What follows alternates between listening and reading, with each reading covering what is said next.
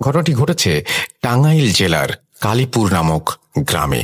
এই গ্রামটিতে প্রায় অধিকাংশ লোক হিন্দু পরিবার। আমার বাড়ি থেকে ঘটনার স্থানটি বেশি দূরে নয়। আমাদের বাড়ির সামনে দক্ষিণ দিকে একটি ছোট বিল, বিলের ওপারে দালাল বাড়ি। দালাল বাড়ি নামে ওই জায়গাটি সবাই চেনে। বাড়িটির নাম দালাল বাড়ি হলো কেন সেটি আমার অজানা। বাড়িটি এখনো পরিত্যক্ত অবস্থায় আছে। ঘটনাটি ঘটে আজ থেকে ৩৫ থেকে ৪০ বছর আগে। ১৯৪৭ সাল দেশভাগ হবার পর দালাল বাড়ির হিন্দু বসতিরা বাড়িটি তাদের এক আত্মীয়ের কাছে দায়িত্ব দিয়ে তারা ভারতে চলে যায়। ফলে বিশাল বাড়িটি জনশূন্য হয়ে যায়। বাড়িটির পূর্ব দিকে বিশাল বাঁধানো পুকুর, দক্ষিণ দিকে গাইজা বাড়ির খাল, পশ্চিম দিকে জঙ্গল এবং উত্তর দিকে ছোট বিল। এই বাড়ির এক পাশে নতুন বাড়ি করেন আজর আলী। আজর আলী খুব সাহসী লোক ছিল, তাই সে প্রতিদিন রাতের বেলা মাছ ধরতে সেই দালাল বাড়ির বিলে যেত। ছোট একটি ডিঙি নৌকা নিয়ে সে মাছ ধরত। প্রতিদিনের মতো সে রাতে খাবার শেষ করে বউকে বলে, কই গো, আমাকে একটি পান দাও। পান চিবোতে চিবোতে মাছের সরঞ্জাম ও ডিঙি নৌকা নিয়ে সেই দালাল বাড়ির বিলে তিনি আসেন।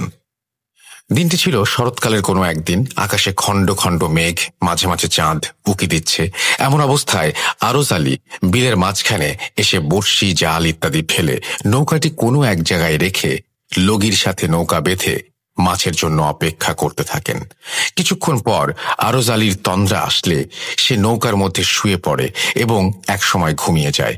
হঠাৎ আরজ আলী লক্ষ্য করে যে তার পিঠের নিচে ভেজা ভেজা লাগছে। তৎক্ষণাৎ সে উঠে বসে এবং নৌকার প্রায় অর্ধেক সে দেখে যে পানিতে ডুবে গেছে, ভর্তি হয়ে গেছে। সে নৌকার মাথার দিকে তাকিয়ে দেখে একটি সাদা কাপড়ে জড়ানো অবয়ব বসে আছে। তার হৃৎপিণ্ড যেন ভয়ে বন্ধ হয়ে যাওয়ার মতো অবস্থা হয়। এখন সে কি করবে কোনো কুল কিনারা না পেয়ে ২ হাত জড়ো করে কাঁদো কাঁদো কণ্ঠে বলে, তুমি যদি পুরুষ হও তাহলে তুমি আমার বাবা লাগো, তুমি যদি মেয়ে হও তাহলে তুমি আমার মা হও।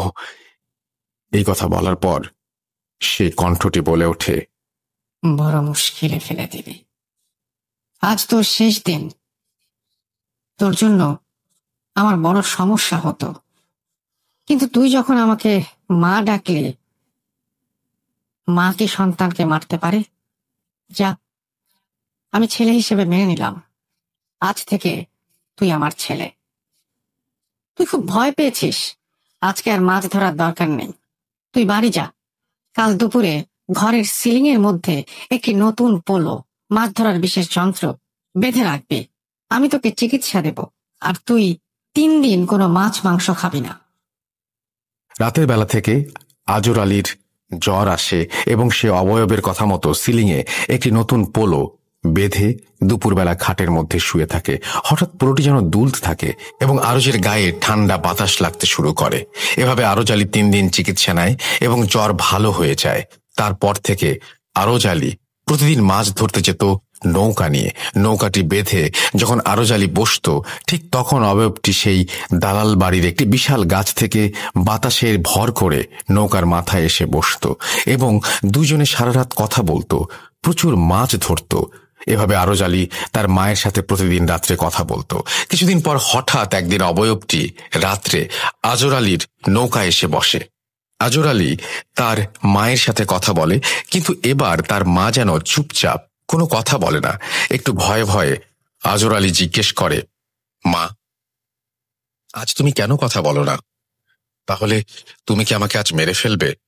তখন অবয়বটি বলে, না, মা কি সন্তানকে কোনোদিন মেরে ফেলতে পারে? আমি একটা সমস্যায় পড়েছি। আজর আলী বলে, কি সমস্যা? অবয়বটি বলে, আমি যে গাছে থাকি সেই গাছটি গাছের মালিক বিক্রি করে নিয়েছে। কালকে গাছটি কেটে ফেলবে। তখন আরজ আলী বলল, মা, তুমি একদম চিন্তা করো না, আমি ব্যবস্থা নিচ্ছি।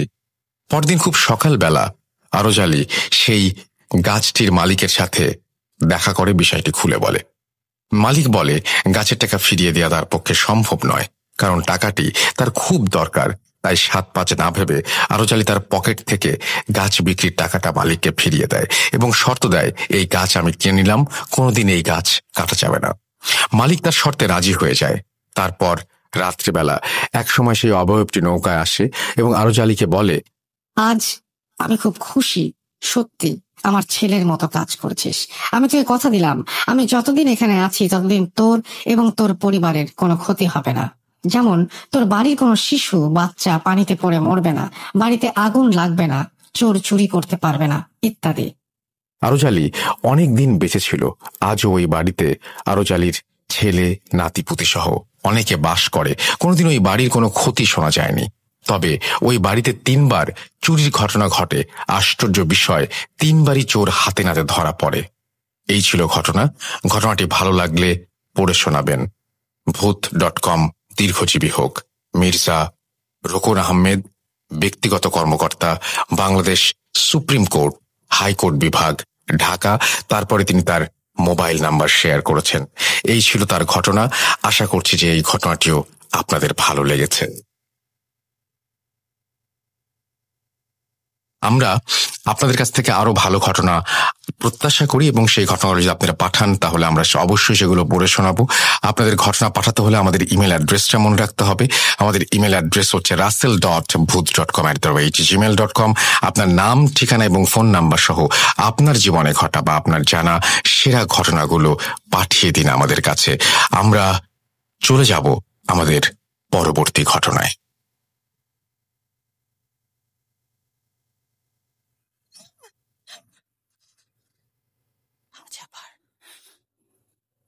শুনতে পাচ্ছেন শব্দটা? ভয়ের আরেক নাম ভূত.com with Russell.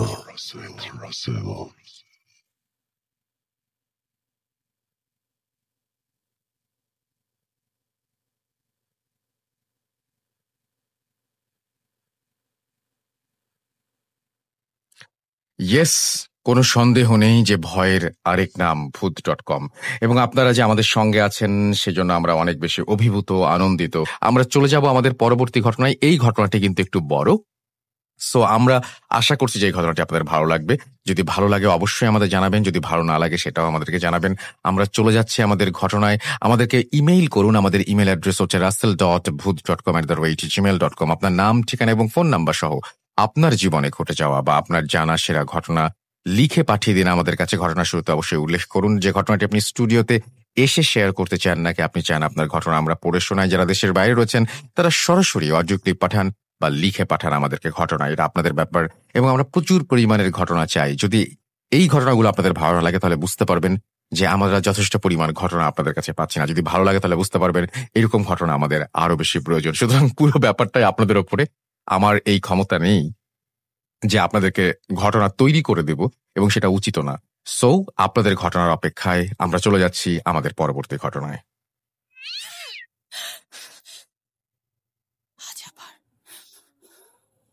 শুনতে পাচ্ছেন শব্দটা? ভয়ের আরেক নাম ভূত.com with Russell. যেভাবে লেখা আছে আমি সেভাবেই পড়ছি। আসসালামু আলাইকুম রাসেল ভাই, আশা করি ভালো আছেন। আমার নাম আসিফ, সিরাজগঞ্জ, রায়গঞ্জ থেকে। এর আগে কোনোদিন এরকম ঘটনা শুনিনি। 94তম এপিসোডে আমার জীবনের একটি আশ্চর্যজনক সাইকেল রিলেটেড ঘটে যাওয়া ঘটনা আপনি সবার সাথে শেয়ার করেন, তার জন্য অনেক অনেক ধন্যবাদ।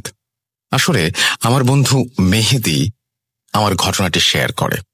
আমার ঘটনাটি আমার বন্ধু মেহেদি ভূত.com এখানে শেয়ার করবে বলে আমাকে জানায় এবং আমি তাকে শেয়ার করার জন্য অনুমতি দেই, যার জন্য আপনাদের সাথে এই ঘটনাটি শেয়ার করা হয়েছিল। আমার সাথে ঘটে যাওয়া কিছু গোপন কথা রেখে দেই আমার বন্ধুর কাছে, কারণ এগুলো বললে হয়তো সমস্যা হতে পারে, এই কথা ভেবেই সেই গোপন রাখা। একদিন মেহেদি আমাকে বলে, বন্ধু, তোর ঘটনা ভূত.com শেয়ার করেছে, তুই ডাউনলোড করে শোন, ভালো লাগবে তোর। তো ডাউনলোড করে শোনার পর আসলে বলতে গেলে প্রথমবারের মতোই ভালো লাগলো। আসলে এই ঘটনাটিও আমার বন্ধুকে বলেছিলাম শেয়ার করতে, কিন্তু আমার বন্ধু কোম্পানিতে কর্মরত অবস্থায় থাকার কারণে তেমন সময় পায় না, যার জন্য আমাকে এই ঘটনাটি শেয়ার করতে বলা হয়। তার জন্যই প্রথমবারের মতো ঘটনা পাঠাচ্ছি। ভালো লাগলে শ্রোতাদের সাথে শেয়ার করার জন্য অনুরোধ করছি। আরেকটা কথা, সেটা হলো নিজের অজান্তে ঘটনা লেখার ভেতরে কোনো ভুল হলে ক্ষমা সুন্দর দৃষ্টিতে দেখবেন। এটা 100% সত্যি ঘটনা। ও আরেকটা কথা, 94তম এপিসোডে আপনি বলেছিলেন আমার বন্ধু মেহেদি আমার সাথে ঘটে যাওয়া ঘটনা জানতে পেরে সাইকেলটি উধাও হয়েছে, নাকি গ্রামের সব মানুষ জানার জন্য এটা হয়েছে, এবং আমার কোনো ক্ষতি হয়েছে কিনা। আসলে আমার বন্ধু ঘটনাটি জানার জন্য সাইকেলটি উধাও হয়নি, কারণ সেই জিনটা আমাকে শেষবারের মতো ওয়ার্নিং দেয় এবং জিন বলে, তোমার খুব কাছের মানুষ দেখে এবারের মতো ক্ষমা করে দিলাম, কিন্তু তোমার একটা জিনিস আমি নিয়ে যাব। এই কথাটিও আমার বন্ধুকে বলি, কিন্তু আমার বন্ধু মনে না থাকার কারণে হয়তো এই কথাটি তার ভুল হয়ে যায়। তবে আমার বন্ধুর থেকে আরেকটা কথা গোপন করি, সেটা হলো সাইকেলটি উধাও হওয়ার পর আমার একটা চোখ নষ্ট হয়ে যায়। আমি এইখানে একটা কথা বলতে চাই, ঘটনা বলতে বলতে আমি আবার থেমে গেলাম। আপনারা নিশ্চয়ই সাইকেল রিলেটেড এই ঘটনাটি শুনেছেন, এবং এইখানে একটা অদ্ভুত সাইকেলের কথা বলা হয়, যে সাইকেলটিতে চড়ে তারা খুব মুহূর্তের মধ্যেই এক জায়গা থেকে আর এক জায়গায় পৌঁছে যেত। এবং সেই সাইকেলটি একদিন সে যখন পড়ছিল তখন তার জানালার কাছে একজন মানুষকে সে দেখতে পায়, এবং সেই মানুষটি তার এই সাইকেলটির ব্যবস্থা করে দেয়। যারা এই ঘটনাটি শোনেননি তাদেরকে রিকোয়েস্ট করব ঘটনাটি শুনে ফেলার জন্য, তাহলে হয়তো এই ঘটনাটি বুঝতে আপনার জন্য অনেক সহজ হবে। যাই হোক, আমি আবারও পড়ছি, যেভাবে লেখা আছে সেভাবেই। তো উনি বলছিলেন যে ওনার চোখ নষ্ট হয়ে যায়। তারপরে তিনি বলছেন, যার জন্য এর পর থেকে আমি এক চোখে দেখতে পাই না। আপনি সত্যতা জানার জন্য এই কথাটি বললাম। আসলে এই কথাটি বলতাম না কোনোদিন, একমাত্র আপনার জন্যই এই কথাটি বলে রাখা। এবং এই কথাটি গোপন রাখার কারণ হলো, আমি যদি বলতাম তাহলে আমার বন্ধু অনেক আফসোস বা মন খারাপ করত, সে নিজেকে কোনোদিন ক্ষমা করতে পারত না। বন্ধু মেহেদি, তোকে একটা কথা বলি, আসলে যা হওয়ার হয়েছে, আমাকে মাফ করে দিস। আর এই ঘটনার জন্য তুই যেন কোনোদিন নিজেকে অপরাধী মানিস না। যাই হোক, সাইকেলটি উধাও হয়ে যাওয়ার পর মেহেদিকে বললাম আমার বাসায় আসতে। মেহেদি আমার বাসায় আসার পর সাইকেলটি না দেখতে পেয়ে আমাকে বলে, বন্ধু, তোর ঘটনা আমি জানার জন্য সাইকেলটি উধাও হয়েছে কি না অন্য কিছু? তখন মেহেদিকে বললাম, আরে না, তোর জন্য না, আসলে আমার মনে হয় গ্রামের সকল মানুষ জানার জন্য এমন হয়েছে, অথবা আমার ওপরে যে কালো জাদু করেছিল তার জন্য হয়েছে। আমার বন্ধু মেহেদি 94তম এপিসোডে আমার সম্পর্কে অনেক কিছু বলেছে, তাই বেশি কিছু বললাম না এখানে। তবে একটা কথা জেনে রাখুন, আমি মিথ্যা কম বলি। আর একটা কথা হলো, যারা মোবাইল বা টিভিতে নিষিদ্ধ কোনো কিছু দেখেন তাদের ওপরে এই কালো জাদু এফেক্ট করে বেশি। তো একটা কথা বলে রাখি, আমার ঘটনাটি যদি আপনি শেয়ার না করেন তাহলে 100% সত্য ঘটনাটি গোপনই থেকে যাবে। যাই হোক, অনেক কথা বললাম, এবার ঘটনায় যাওয়া যাক।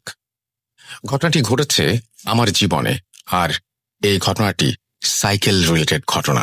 আমি যতদিন বেঁচে আছি ততদিন আমার মনের মাঝে স্মৃতি হয়ে থাকবে।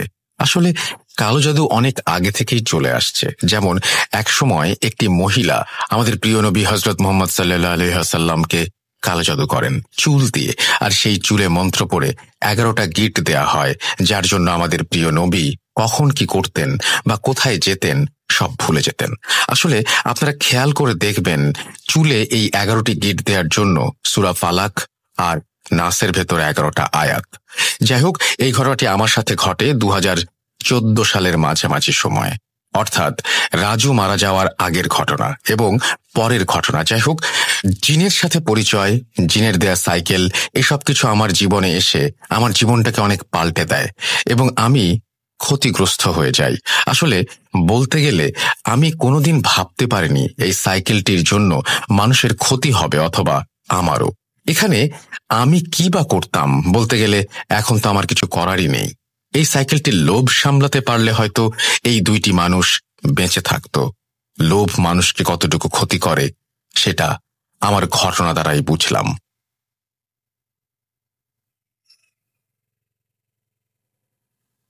জিনের থেকে পাওয়া সেই সাইকেলটি পাওয়ার পর বেশ ভালোভাবেই দিন কেটে যাচ্ছিল। বলতে গেলে তখন থেকে আমাদের সংসারে অনেক উন্নতি হতে থাকে।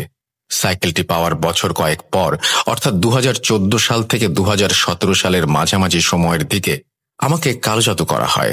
যাই হোক, হঠাৎ কয়েক বছরের মধ্যে এরকম উন্নতি দেখে অথবা অন্য যে কোনো একটা কারণে আমাদের প্রতিবেশী জিহাদ কি যেন মনে করে আমাদের বাসায় এসে আমাদের ঘর পরিদর্শন করে যায়।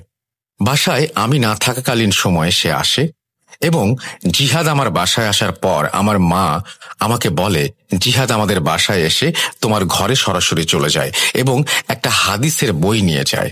আমি তখন আমার মাকে বললাম, তুমি কেন অন্য মানুষকে আমার ঘরে আসতে দিলে?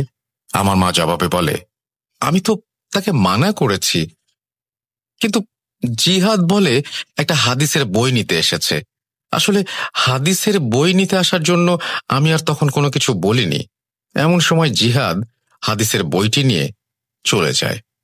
মায়ের মুখে এইসব কথা শোনার পর আর মাথা না ঘামিয়ে আমি আমার মতন করে জীবন যাপন করতে থাকি। আসলে তখন যদি আমি একটু মাথা ঘামাতাম তাহলে সবকিছু ঠিক হয়ে যেত হয়তো। যাই হোক, এরকম একটা অবস্থায়, এরকম একটা পরিস্থিতিতে বেশ ভালোই দিন কেটে যাচ্ছিল।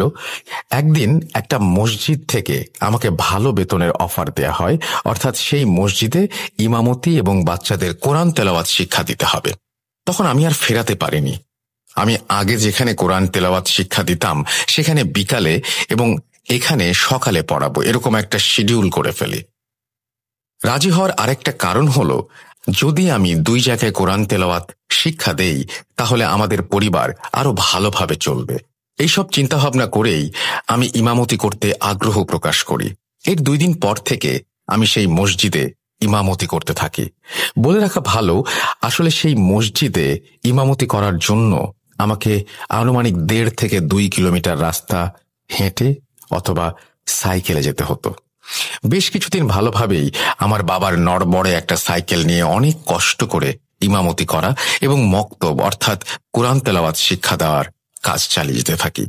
13 দিনের মতো কোনো রকমের সমস্যা ছাড়াই ফজরের আজান দেওয়ার কিছু মিনিট আগে বাড়ি থেকে বেরিয়ে যেতাম এবং ইমামতি করতাম। ঘটনাটি ঘটে 13 দিন পর, অর্থাৎ 14 দিনের রাত থেকে। প্রতিনিয়ত যেভাবে যেতাম তেমনভাবেই সেই রাতে আমার কাছে থাকা ছোট্ট একটা টর্চের আলোয় আমার বাবার সাইকেল চালিয়ে যাচ্ছিলাম। এমন সময় মসজিদে যাওয়ার পথে অস্বাভাবিক কিছু খেয়াল করি। তার আগে কিছু কথা বলে রাখা ভালো, সেটা হলো আমার বাসা থেকে মসজিদে যাওয়ার জন্য একটা বড় বটগাছ, একটা কবরস্থান এবং ভৌতিক ব্রিজ পার হতে হয়। ভৌতিক ব্রিজ বলার কারণ হলো এই ব্রিজ নিয়ে অনেক ইতিহাস আছে যেটা অনেক মানুষ জানে। অন্য একদিন এই ব্রিজ নিয়ে ঘটে যাওয়া ঘটনা শেয়ার করব ইনশাল্লাহ। যাই হোক, ঠিক 14 দিনের রাতে আমি অদ্ভুত কিছু খেয়াল করি। সেটা হলো, আমি যখন বটগাছের কিছু দূরে, মনে হয় 25 হবে, ঠিক তখন খেয়াল করলাম একটা ডালে সাদা কিছু একটা বসে আছে। আমার কাছে থাকা টর্চের হালকা আলোয় যতটুকু বুঝলাম একটা সাদা কিছুই মনে হলো, কিন্তু ঠিক একদম কাছে এসে দেখি সেখানে কিছুই নেই। মনের ভুল ভেবে আমি আবারও যেতে লাগলাম এবং কোনো সমস্যা ছাড়াই সে রাতের মতো মসজিদে পৌঁছে গেলাম। এর পরের রাতে ঠিক এমনভাবে দূর থেকে খেয়াল করলাম কবরস্থানের কাছে, অর্থাৎ কবরস্থানের বাইরে সাদা কাপড় পরা মানুষের মতো কিছু একটা দেখা যাচ্ছে, কিন্তু ঠিক আগের মতো করেই কাছে এসে দেখি কিছুই নেই সেখানে। আমি আবারও ভেবে নেই আমার মনের ভুল। আমি সে রাতের মতো আবারও কোনো সমস্যা ছাড়াই মসজিদে পৌঁছে গেলাম। এর পরের রাত থেকে আমি আর কিছু দেখি না, তবে প্রতিনিয়ত আমি যখন ভৌতিক ব্রিজটি ক্রস করতাম ঠিক তখন থেকেই আমার সাইকেলটি অনেক ভারী অনুভব হতো, অর্থাৎ তুলনামূলকভাবে সাইকেলটি চালাতে বেশি শক্তি খরচ করতে হতো। আমি আরও কিছু খেয়াল করি, সেটা হলো, আমি যখন প্রতিনিয়ত বটগাছ পার হই তখন কুকুরের ডাক, শেয়ালের ডাক শুনতে পাই। তাছাড়াও আমি যখন সাইকেল চালিয়ে বটগাছটি ক্রস করতাম ঠিক তখন থেকে আমার সাইকেলের পাশ কাটিয়ে কুকুর, বিড়াল দৌড়ে যেত। মসজিদের সামনে আসা পর্যন্ত এমন হতো। এভাবে বেশ অনেক দিন কেটে যায়, অর্থাৎ 2015 সালের শেষের দিকে এসে প্রায় 20 থেকে 25 দিন আর আমার সাথে কোনো সমস্যা হয় না, কোনো কিছুই ঘটে না। এই 20-25 দিন আমার সাথে কিছু না ঘটার জন্য সবকিছু মনের ভুল ভেবে উড়িয়ে দেই। তার কারণ যাই হোক না কেন, আমার তো কোনো ক্ষতি হয়নি বা অস্বাভাবিক কিছু চোখেও পড়েনি। এসব কিছু স্বাভাবিকভাবে নেই এবং এর মাঝে আমার মাথায় পড়া টুপিটাও হারিয়ে ফেলি। আমি জানিও না টুপিটা কোথায় হারিয়ে ফেলি। নতুন টুপি মাথায় দিয়ে ২৬তম রাতে আমি আবারও মসজিদের উদ্দেশ্যে রওনা হলাম। কিন্তু এবার আমার সাথে অদ্ভুত একটা ঘটনা ঘটে, সেই ভৌতিক ব্রিজের ওপরে, যেটা আজও পর্যন্ত আমি ভুলতে পারি না। যাই হোক, ব্রিজের ওপরে দেখতে পাই সাদা রঙের কাপড় পরা মানুষের মতো কিছু একটা বসে আছে, কিন্তু আমি মুখটা কোনোভাবেই দেখতে পাইনি। আসলে বলতে গেলে ভয়ে সেটার মুখের দিকে তাকানোর সাহস হয়নি আমার। সেই সাদা রঙের কাপড় পরা মানুষের মতো তাকে পাশ কাটিয়ে আসতেই একটা শব্দ শুনতে পাই। সেটা হলো, তুই আর বেশি দিন বাঁচতে পারবি না। এই কথা শুনে মনে হচ্ছে আমি আর আমার মধ্যে নেই। এই কথা শোনার পর পেছনে যে তাকাবো তার আর সাহস করিনি, কারণ মুরব্বীদের কাছ থেকে শোনা, মুরব্বীরা বলতেন যে ব্যক্তি অদ্ভুত কিছু দেখবে অথবা অদ্ভুত কিছু অবলোকন করবে, তার দিকে তাকানো বা তার দিকে এগিয়ে গেলে অনেক বড় সমস্যার সম্মুখীন হতে পারে, যার জন্য আর সাহস হয়নি আমার। যাই হোক, এই কথা শুনে তো রীতিমতো ভয় পেয়ে গেলাম আমি সেদিন। সেই অদ্ভুত কিছু দেখার পর এবং তাকে পাশ কাটিয়ে আসার পর আমার কেমন যেন মনে হচ্ছে সাইকেল আর চলছে না। তো সাইকেলটি চালাতে এতটাই ভারী অনুভব করছিলাম, মনে হচ্ছে অনেক ভারী একটা কিছু টেনে নিয়ে যাচ্ছি। আসলে সাইকেলটি যেভাবে যাওয়ার কথা সেভাবে আর যাচ্ছে না। অবাক করা ব্যাপার হলো, আমি কিন্তু ঠিক মতোই চালাচ্ছিলাম, কিন্তু আসলে ভয়ে আমার শরীর চলছে না নাকি সাইকেলটি ভারী হয়ে গেছে সেটা তখন বুঝতে পারিনি। এরপর অনেক কষ্ট করে মসজিদে আসলাম। এই ঘটনাটির জন্য আমি টানা 2 দিন জ্বরে আক্রান্ত ছিলাম। সুস্থ হবার পর আমি আর আমার বাবার সাইকেলটি নিয়ে মসজিদে যাওয়ার সাহস পাইনি। দিন 20 হবে হয়তো, এই 20 দিন আমি জিনের দেয়া সাইকেলটি নিয়ে যেতে থাকলাম। জিনের দেয়া সাইকেলটি নিয়ে যাওয়ার কারণ হলো, প্রতিনিয়ত যেমন আগের মতো জিন আমার কোরআন তেলাওয়াত শুনতে আসে, ঠিক আমি অসুস্থ হওয়ার সময়টাও জিন আমার কোরআন তেলাওয়াত শুনতে আসে। কিন্তু আমি তখন জিনকে বলি, আমি আজকে কোরআন তেলাওয়াত করতে পারবো না, তুমি আজকের মতো চলে যাও। তখন জিনটি চলে যাওয়ার আগে একটা কথা আমাকে বলে যায়। কথাটি হলো, তোমার সামনে অনেক বিপদ, সাবধানে থেকো। যাই হোক, 20 দিন রাতে দেখা যেত আমি আধা মিনিট বা 1 মিনিটের মধ্যে মসজিদে পৌঁছে যেতাম। এই 20 দিন রাতে আমার সাথে আর তেমন কিছু ঘটেনি। এই 20 দিন আমি ভালোভাবেই বাজারে যাওয়া, চুল কাটা সহ যাবতীয় কার্যক্রম চালিয়ে যেতে থাকি। কিন্তু এই 20 দিন রাত হওয়ার আগেই বাসায় ফিরে আসতাম। 20 দিন পর জিনের দেয়া সাইকেলটি নিয়ে আমার আর যাওয়া হয়নি। আর সেই রাত থেকেই শুরু হয় আমার সাথে ঘটে যাওয়া কিছু ভয়ঙ্কর ঘটনা। 20 দিন পর সাইকেলটি না নেওয়ার কারণটা হলো, এই 20টা দিন রাতে ফজরের নামাজ আদায় করতে আসা বিভিন্ন মানুষ বিভিন্ন ধরনের প্রশ্ন করে আমাকে। প্রশ্নগুলো ছিল এমন, কি ব্যাপার হুজুর, আপনি এরকম অদ্ভুত সাইকেল কোথায় পেলেন, কবে কিনলেন, কোথায় কিনলেন, আরো অনেক কিছু। এরকম কথাগুলো আমি কোনো রকমে এড়িয়ে আসতে থাকি। এই 20 দিনে আমাকে প্রতিনিয়ত অনেক প্রশ্নের সম্মুখীন হতে হয়। এ সকল প্রশ্নের মুখোমুখি না হওয়ার জন্য 20 দিন পর আমি সাইকেলটি নিয়ে যাইনি। আসলে সেটাই ছিল আমার সবথেকে বড় ভুল। 21তম রাতে আমি আবারও আমার বাবার নড়বড়ে সাইকেলটি নিয়ে ফজরের আজান দেওয়ার আগে মসজিদের উদ্দেশ্যে রওনা হলাম। কিন্তু এইবার এই ঘটনাটির সম্মুখীন হওয়ার জন্য আমি একেবারেই প্রস্তুত ছিলাম না। আসলে এমন ভয়ানক দৃশ্য আমার মনে হয় কেউ দেখতে চাইবে না। যাই হোক, আমি রাস্তা দিয়ে প্রতিনিয়ত যেভাবে যেতাম তেমনভাবে যাচ্ছিলাম। পথিমধ্যে সেই ভয়ানক ব্রিজের ওপরে আসতে আমি দেখতে পেলাম ঠিক ব্রিজের মাঝখানে একটা খাটিয়া রাখা। এটা দেখার পর আমার সারা শরীর কেঁপে উঠেছে, এমন কাঁপুনি উঠল, আসলে বলতে গেলে তখন আমার শরীরের শক্তি একেবারে আমি হারিয়ে ফেলেছিলাম। ভয়ে ভয়ে খাটিয়াটির কাছে আসতেই দেখতে পাই খাটিয়ায় আমার লাশ। আশা করি এই দৃশ্যটা কোনো মানুষ দেখতে চাইবে না। তো খাটিয়ায় নিজের লাশ দেখতে পেয়ে এসব কিছু সহ্য করতে না পেরে মনে হয় আমি সেখানেই জ্ঞান হারিয়ে ফেলি। এরপর আমার জ্ঞান ফিরে আসে সকাল 8টার দিকে। জ্ঞান ফিরতে দেখি আমার চারপাশে মানুষ। আমি তখন বলতে লাগলাম, আমি এখানে কেমন করে আসলাম? জবাবে একটা মানুষ বলেন, আমি আর আরিফ যখন ফজরের নামাজ আদায় করে এই পথে আসছিলাম তখন আমরা দেখতে পাই তুমি ব্রিজের ওপরে অজ্ঞান অবস্থায় পড়ে আছো।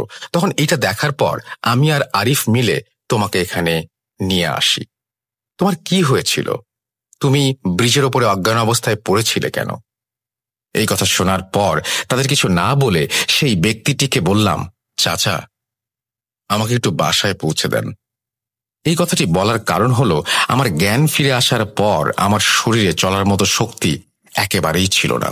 তো এরপর আমি আমার বাসায় ফিরে আসি। বাসায় ফিরে আসার পর থেকেই আমার শরীরে প্রচণ্ড রকমের জ্বর। দীর্ঘ 8 দিন থেকে 10 দিন পর্যন্ত এই জ্বর আমার শরীরে থাকে।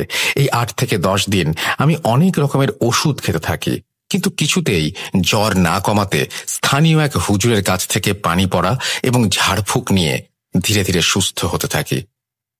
এই কয়দিন আমি আর কোরআন তেলাওয়াত করতে পারিনি। এভাবে আমার সাথে প্রতিনিয়ত অনেক রকমের অদ্ভুত ঘটনা ঘটতে থাকে। সুস্থ হওয়ার পর আমি যখন অন্যের জমিতে কাজ করতে যাই, সেখানে আমার ডান পা কেটে যায় কাজ করতে করতেই। এরপর সেখান থেকে একটা কাপড়ের টুকরো কেটে যাওয়া স্থানে বেঁধে বাসায় এসে চিকিৎসা গ্রহণ করি। সেই কাপড়ের টুকরোটা উঠোনের মাঝেই ফেলে দেই। এভাবে বেশ কিছুদিন যাওয়ার পর, অর্থাৎ 2016 সালের সেপ্টেম্বরের শেষের দিকে আমি আবারও বড় ধরনের একটা ধাক্কা খাই। সেটা হলো, আমি প্রতি রাতে যেমন কোরআন তেলাওয়াত করি, ঠিক সেই রাতেও জিন তেলাওয়াত শুনে আবার চলে যায় এবং বলে যায়, সামনে অনেক বিপদ, তুমি একটা ভালো হুজুরের কাছে যাও। তো এরপর তেলাওয়াত শেষে আমি ঘুমিয়ে পড়ি। আমার ঘুমের মাঝেই আমার ঘুমটা ভেঙে যায় এবং আমি তখন কয়টা বাজে বলতে পারবো না। আমার ঘুম ভেঙে যাওয়ার পর আমি রুমে স্পষ্ট দেখতে পাই ধন্যার সাথে আমার ঝুলন্ত লাশ। ধন্যা বলতে টিনের বাসায় ওপরে বাঁশ বা লম্বা কাঠ দিয়ে রাখা হয়। আপনারা হয়তো অনেকে এটাকে চেনেন, এটার নামও জানেন। আসলে আমাদের গ্রামের ভাষা, তাই এটাই ব্যবহার করলাম। যাই হোক, এরপর এই দৃশ্য দেখতে পেয়ে আমি এতটাই ভয় পেয়েছিলাম, কি বলবো। এই দৃশ্যটা দেখার পর থেকে আমি চিৎকার করে বলে উঠি, মা, আমাকে বাঁচাও, আমাকে মেরে ফেলবে। এই কথা বলার পর আমি সেন্স হারিয়ে ফেলি। সেন্স ফিরে আসার পর আমি দেখতে পাই আমার রুমে আমার মা বাবা বসে আছে। আমার মা বাবাকে বলি, তোমরা আমার রুমে আসলে কেমন করে? আমার রুমের দরজা তো ভেতর থেকে লাগানো ছিল। জবাবে আমার বাবা বলে, তোমার চিৎকার শুনে তোমার রুমের কাছে এসে অনেক ডাকাডাকি করার পর কোনো সাড়া শব্দ না পেয়ে দরজা ভেঙে ভিতরে এসে দেখি তুমি মেঝেতে অজ্ঞান হয়ে পড়ে আছো। কি হয়েছে? তুমি রাতে অমন করে চিৎকার করছিলে কেন? আমি বাবাকে বলি, একটা বাজে স্বপ্ন দেখে ভয়ে চিৎকার করছিলাম বাবা। এই কথাটা বলি কারণ আমি ভেবেছিলাম আমি আসলেই বাজে কোনো স্বপ্ন দেখেছি।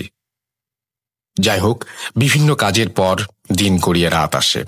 আমি ঠিক আগের মতো করেই এবারও কোরআন তেলাওয়াত করতে থাকি এবং তখন জিনটি কোরআন তেলাওয়াত শেষে বলে যায়, তোমার সামনে খুব বিপদ, তোমার উপরে কালো জাদু করেছে, তুমি একটা ভালো কোনো হুজুরের কাছে যাও। এই কথা বলে জিন চলে যায়। এই কথা জিনের থেকে শোনার পর ভাবতে থাকি, আসলে কে আমাকে কালো জাদু করেছে, কেন করেছে, কিসের জন্য করেছে, কি ক্ষতি করেছি তার? এইসব কথা ভাবতে ভাবতে আমি ঘুমিয়ে পড়ি। এই রাতটা কোনো রকমের খারাপ কিছু না দেখে ভালোভাবেই কেটে যায়। রাত গড়িয়ে সকাল হওয়ার পর সকালের খাবার খেয়ে আমার সাথে কি হয়েছে সবকিছু আমার মা বাবাকে বলি। এই কথা মা বাবা শোনার পর আগের সেই হুজুরের শরণাপন্ন হলাম। তো হুজুরের সাথে দেখা করে সবকিছু বলার পর হুজুর বলে, আসলে এই ব্যাপারে আমি তোমাকে কোনোভাবে সাহায্য করতে পারবো না, তুমি অন্য হুজুরের কাছ থেকে সাহায্য নাও। এর 2-1 দিন পর সিরাজগঞ্জের মাসুমপুরে এক হুজুরের কথা জানতে পেরে তার সাথে দেখা করতে চাই। হুজুরের সাথে দেখা করার পর হুজুর আমাকে বলেন, আমাকে 5টা মিনিট সময় দিন, আমি দেখছি কি হয়েছে আপনার। তারপর 5 মিনিট চলে যায়। হুজুর আসে এবং বলে, আপনাকে জঘন্যভাবে কালো জাদু করা হয়েছে। তখন হুজুরকে বললাম, এর থেকে পরিত্রাণ পাওয়া যাবে সেই উপায়টা একটু বলে দিন না। হুজুর জবাবে বলেন, দেখুন, আপনাকে সুস্থ করার মতো কোনো সামর্থ্য আমার নেই। আপনারা অন্য কোনো বড় হুজুরের কাছে যে যত দ্রুত সম্ভব সাহায্য নিন। আশাহত হয়ে সেখান থেকে আমরা বাসায় চলে আসি এবং নানা ধরনের হুজুরের শরণাপন্ন হয়েও সবাই একই কথা বলে ফিরিয়ে দেয়। এর মধ্যে আমার প্রতিনিয়ত কাজগুলো চালিয়ে যেতে থাকি এবং আমার সাথে অদ্ভুত সব ঘটনা ঘটতেই থাকে। বেশ কিছুদিন যাবার পর রাতে কোরআন তেলাওয়াত করার সময় জিন তেলাওয়াত শেষে একটা হুজুরের কথা বলে যায়। সেই হুজুরের সাথে দেখা করতে বলেন জিনটা। জিন বলে, অমুক জায়গায়, অর্থাৎ বরিশালের এক জায়গায় নাম বলে, কিন্তু এখন আমার সঠিক মনে নেই। তো সেখানে গিয়ে কালকেই দেখা করতে বলে হুজুরের সাথে। হুজুরের নামটি ছিল মোজাম্মেল। তো হুজুরের সাথে দেখা করার পর হুজুর আমাকে দেখেই বলে, তোমাকে তো বাজে ধরনের কালো জাদু করা হয়েছে। এই কথা হুজুরের কাছে শোনার পর আমার মাথা কাজ করছিল না। আমি বুঝতে পারছিলাম না কি করব। এরকম জঘন্য কাজ কে করলো? যাই হোক, এরপর হুজুরকে বললাম, যেমন করেই হোক আমাকে ভালো করুন। হুজুর বললেন, আমাকে 7টা দিন সময় দাও, আমি 7 দিন পর তোমাদের বাসায় যাব। এরপর হুজুরকে আমার বাসার ঠিকানা এবং মোবাইল নাম্বার দিয়ে সেখান থেকে বাসায় ফিরে আসি। এই 7 দিন আমি আরো অনেক ভয়ের মুখোমুখি হয়েছি। যেমন, আমি একদিন দুপুরে নামাজ আদায় করে মসজিদ থেকে বাসায় ফিরছিলাম। বাসায় ফেরার পথে পেছন থেকে কে যেন আমাকে সজোরে ধাক্কা দেয়। ধাক্কায় আমি রাস্তার মাঝে পড়ে যাই এবং পড়ে যাবার পর আমি খেয়াল করি সেখানে কেউ নেই। আশ্চর্য বিষয় হলো, চতুর্পাশে এমন ফাঁকা এবং রাস্তাটাও ছিল একদম ফাঁকা। আর এই ফাঁকা রাস্তায় আমার চোখে ফাঁকি দেওয়া অসম্ভব। আসলে একটা মানুষ যদি আমাকে ঠাট্টা করে ফেলে দেয় তাহলে আমি তাকে অবশ্যই সেখান দিয়ে যেতে দেখতে পেতাম। আমি তখন ভাবতে থাকি, ধরলাম একটা মানুষই আমার সাথে এমন করেছে, সেই মানুষটি তো 3-4 সেকেন্ডের মধ্যে উধাও হয়ে যেতে পারবে না। প্রতিনিয়ত আমার সাথে অনেক কিছুই ঘটছে। এরই একটা অংশ ভেবে আমি খুব দ্রুত সেখান থেকে বাসায় চলে আসি। ঠিক এর পরের দিন রাতে আমার যখন ওয়াশরুমে যাওয়ার প্রয়োজন হয়, তখন আমার সাথে আরেকটা ভয়ানক ঘটনা ঘটে। সেটা হলো, আনুমানিক মাঝরাত বা তার আগে অথবা তার একটু পরেও হতে পারে, আসলে সঠিক জানি না। বলে রাখা ভালো, ওয়াশরুমটা ছিল আমার বাসার একটু উত্তর দিকে, অর্থাৎ ঘর থেকে 20-25 পা হবে এরকম দূরত্বে। তো তখন আমি বাসার উঠোনের মাঝখান দিয়ে দেখতে পাই একটা লাশ, এবং সেই লাশের মাথা দেহ থেকে আলাদা করা, এবং দেহ থেকে প্রচুর পরিমাণে রক্ত পড়ছে এবং জায়গাটা ভিজে আছে। আমি খুব ভয় পাই। আসলে এই দৃশ্যটা দেখার জন্য আমি একেবারেই প্রস্তুত ছিলাম না। খুব ভয়ের কারণ হলো, লাশটা আর কারো নয়, সেই লাশটি ছিল আমার নিজের লাশ। এভাবে দেখার পর আমি সহ্য করতে না পেরে উচ্চ স্বরে এক চিৎকার দিয়ে সেখানেই জ্ঞান হারিয়ে ফেলি। জ্ঞান ফিরে আসার পর আমার বাবা মাকে সব খুলে বলি। এভাবে খুব ভয়ানক ঘটনা ঘটতেই থাকে আমার সাথে। 7 দিন কাটানোর পর হুজুর আমার বাসায় ঠিক মাগরিবের আজানের সময় এসে উপস্থিত হন। হুজুর বাসায় ফিরে আমাদের সবাইকে একটা রুমে নিয়ে যান এবং হুজুর বলেন কে এই কাজটি করেছে এবং কেন করেছে সেটা মাগরিবের নামাজ আদায় করে তিনি বলবেন। নামাজ আদায় করার পর হুজুর সবাইকে এক রুমে নিয়ে বলতে থাকেন। হুজুর তখন একটা ছেলের নাম বলে। আমি তখনও বিশ্বাস করতে পারিনি এবং আজ পর্যন্ত বিশ্বাস করতে পারি না এই ছেলে এই কাজ করেছে। তো এরপর হুজুর আমাদের বলেন, এই কাজটি জিহাদ নামের একটি ছেলে করেছে। আসলে তোমার ওপরে অনেক রাগ এবং একটা লোভের বশবর্তী হয়েই এমন কাজ করেছে। হুজুরের কাছ থেকে এটা শোনার পর আমি ভেবে অবাক হই যে জিহাদ আমার উপরে কালো জাদু কেন করবে? আমি তো তার কোনো ক্ষতি করিনি বা তার পরিবারেরও কোনো ক্ষতি করিনি। আমি খুব ভেঙে পড়ি। আপনারা ভাবছেন ঘটনাটি এখানেই শেষ, কিন্তু এখনো অনেক রহস্যময়তা লুকিয়ে আছে এই ঘটনায়। সুতরাং প্রিয় লিসনার্স, দয়া করে আরেকটু অপেক্ষা করুন এবং শুনতে থাকুন। আর এই সকল ভয়ানক ঘটনা ঘটে আসিফ মারা যাওয়ার পর থেকেই। আসিফ মারা যাওয়ার 30 থেকে 35 দিন আমার সাথে খুব ভয়ানক ঘটনা ঘটে যায়।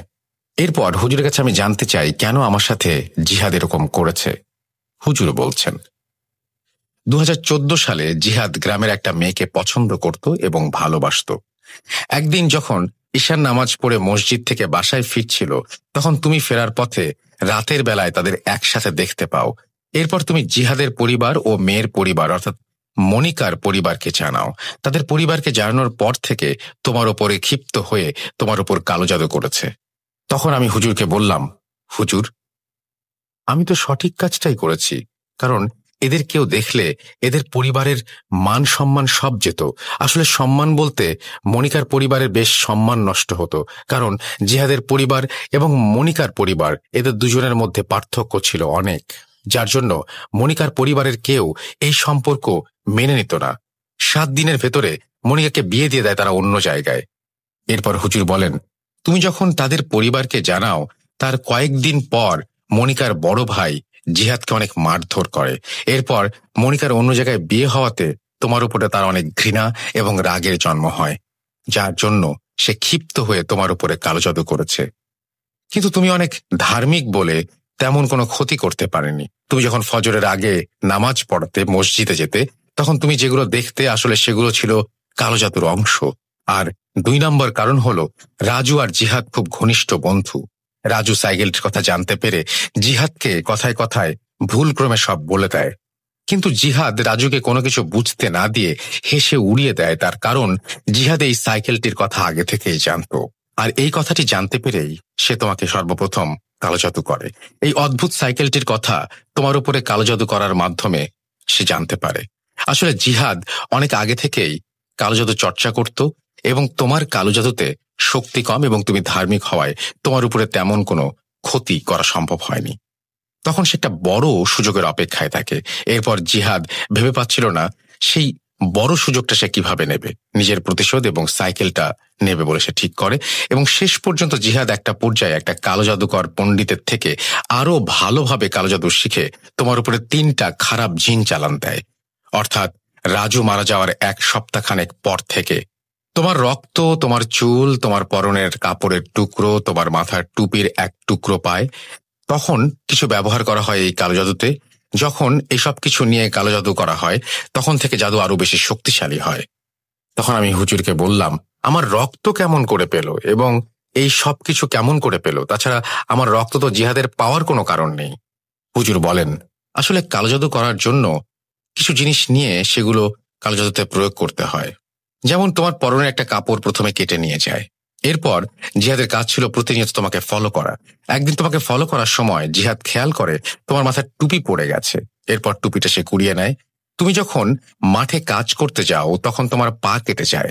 বাসায় এসে সেই রক্ত মাখা কাপড়ের টুকরো ফেলে দাও, তখন জিহাদ সেই টুকরোটাও কুড়িয়ে নিয়ে যায়। তুমি যখন বাজারে চুল কাটাতে গিয়েছিলে তখন জিহাদ সেখান থেকে তোমার চুল সংগ্রহ করে, এবং শেষ ধাপে সংগৃহীত করা তোমার সবকিছু সম্পূর্ণ একটা কালো বিড়ালকে মন্ত্র পড়ে জোর করে খাইয়ে দেয়া হয়। তারপর সেই বিড়ালটিকে জীবিত অবস্থায় একটা বাক্সে ভরে তোমাদের বাসার সামনের ওইখানে, অর্থাৎ বাসার এক কোণায় পুঁতে রাখা হয়। এটি ছিল শেষ ধাপ।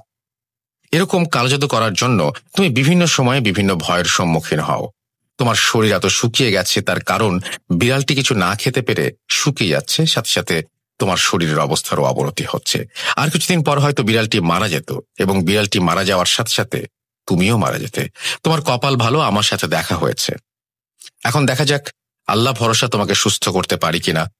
এরপর হুজুর আমার বাবাকে বলেন, আরো কিছু প্রয়োজনীয় জিনিস লাগবে। সেগুলো হলো আপনাদের বাসার উঠোনের 1 মুঠো মাটি, আপনার ছেলের 1 ফোঁটা রক্ত, চুল, মাথার টুপির একটা টুকরো এবং তার পরনের কাপড়ের 1 টুকরো এনে দিন।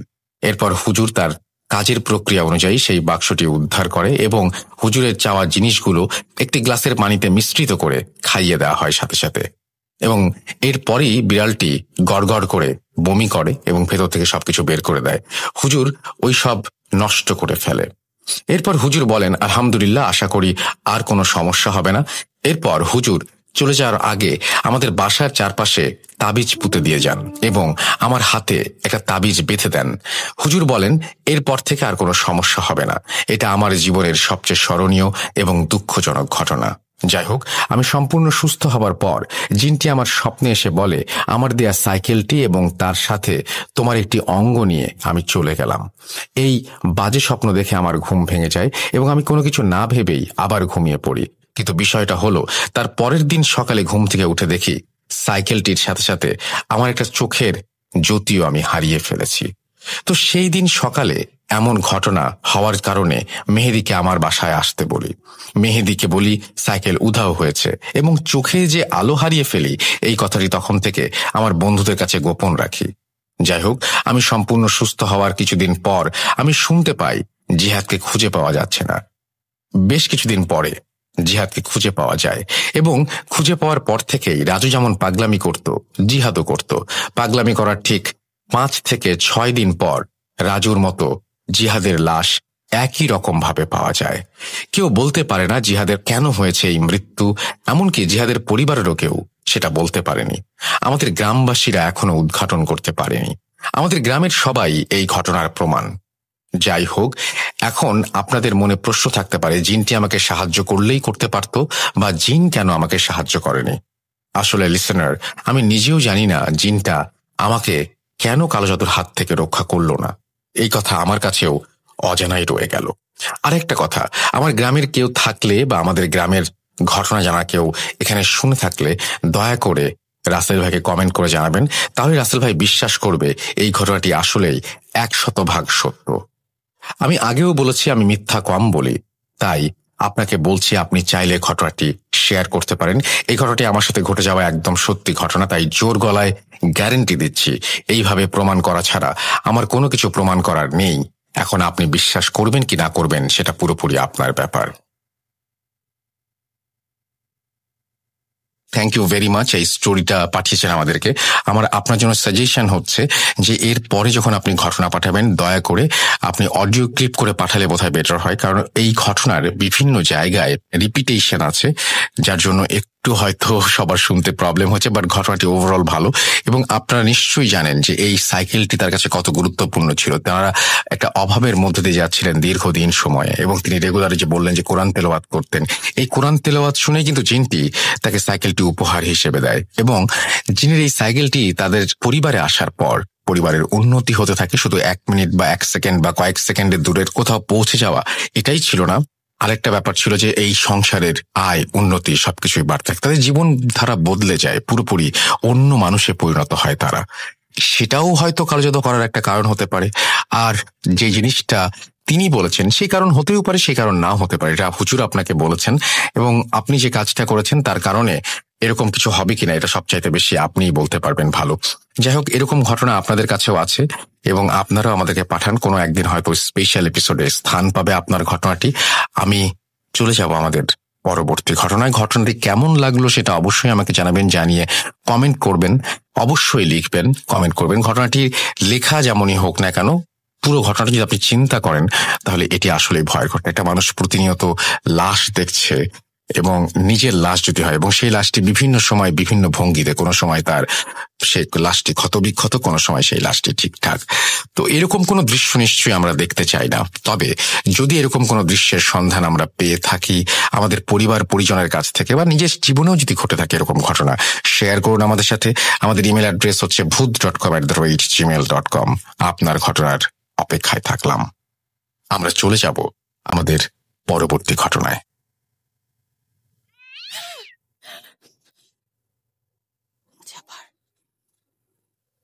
শুনতে পাচ্ছেন শব্দটা?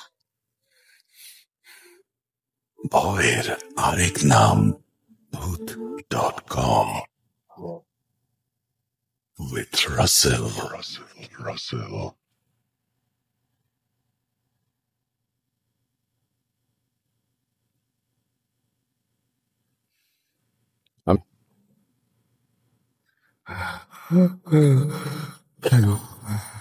কেন তুমি আসো? আমি শুধু তোমার সাথেই থাকতে চাই। তুমি চলে যাও, চলে যাও, প্লিজ চলে যাও। .com with Russell. যেভাবে লেখা আছে আমি সেভাবেই পড়ছি। আসসালামু আলাইকুম রাসেল ভাই, আশা করি ভালো আছেন। আমি আগেও 2টো ঘটনা শেয়ার করেছিলাম, সেগুলো সিলেক্ট হয়নি। আশা করি এবারের ঘটনাটি সিলেক্ট করবেন। ঘটনাটি আমার নানার সাথে ঘটেছিল 1997-98 সালের দিকে ময়মনসিংহের সদর থানার কোনো একটা গ্রামে। আমার নানা ছিলেন একজন শিক্ষক, তবুও শিক্ষকতার পাশাপাশি কৃষিকাজ, গরু পালন, মাঝে মাঝে শখের বশে মাছ ধরা এসবও করতেন। তিনি আরেকটা কাজও করতে পারতেন, সেটা হলো গ্রামে কোনো গাছে মৌচাক অর্থাৎ মৌমাছির বাসা বাঁধলে সেখান থেকে মধু আহরণ করতেন। আজকের ঘটনাটি মধু আহরণ সংক্রান্ত।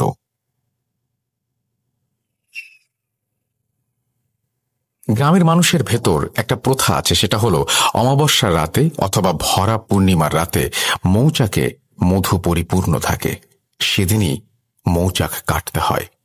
সেদিন এক সন্ধ্যায় নানার এক বন্ধু আসে মৌচাকের খবর নিয়ে এবং বলে আজ রাতেই সেটা ভাঙতে হবে, না হলে হয়তো অন্য কেউ ভেঙে ফেলবে। তাই তারা দুজনে মিলে মৌচাক ভাঙার জন্য মশাল, কাঁচি, মধু রাখার পাত্র এবং অন্যান্য জিনিস নিয়ে তৈরি হয়ে থাকে এবং অপেক্ষা করে গভীর রাত হওয়ার জন্য। রাত 10টার দিকে নানা তারা বন্ধুদের সাথে আরেকজন সহযোগীকে নিয়ে 3 জন মিলে রওনা দেন গন্তব্যস্থানের দিকে। মৌচাকটি বিশাল জঙ্গলের ভেতর ছিল। জঙ্গলের পাশেই ব্রহ্মপুত্র নদ। উল্লেখ্য যে এই জঙ্গলটাকে মানুষ এতই ভয় পেত যে দিনের বেলাও সাহস পেত না সেখানে যাবার। জঙ্গলের কাছেই পাঁঠার অর্থাৎ ছাগলের গন্ধ এসে লাগে নাকে। গন্ধ পেয়েই নানাদের সহযোগীরা বলে ওঠে, পাঁঠার গন্ধ ভালো কিছুর লক্ষণ নয়, চলো ফিরে যাই, কালকে আবারও মানুষ নিয়ে আসব। তবে আমার নানার বন্ধুরা নাছোড়বান্ধা, সে আজকেই ভাঙবে। আরেকটা বিষয় হলো, নানা এবং তার বন্ধু দুজনেই নামাজ পড়তেন। কিছু সময় চিন্তা ভাবনা করে দুটো মশাল জ্বালিয়ে তারা জঙ্গলে প্রবেশ করতে থাকেন। যত ভেতরে যাচ্ছেন পাঁঠার গন্ধ তত বিকট হচ্ছে। তিনজনই ভয় পাচ্ছিল, তবে কেউ কাউকে বলছিল না। চারিদিক ভীষণ অন্ধকার, সাথে পাঁঠার গন্ধ, এসবের মধ্যে তারা জঙ্গলের ভেতরে এগোচ্ছে। অবশেষে কোনো বাধা বিপত্তি ছাড়া তারা ওই গাছটির কাছে আসে, যেটার মধ্যে মৌচাক। এখানে এসেই তারা থমকে যায়। গাছটি ছিল একটা মাঝারি উচ্চতার বকুল ফুলের গাছ। তবে গাছটির অদূরেই একটা বড় বট গাছ, যেটার গা থেকে ঝুলছে অনেক লতাযুক্ত গাছ।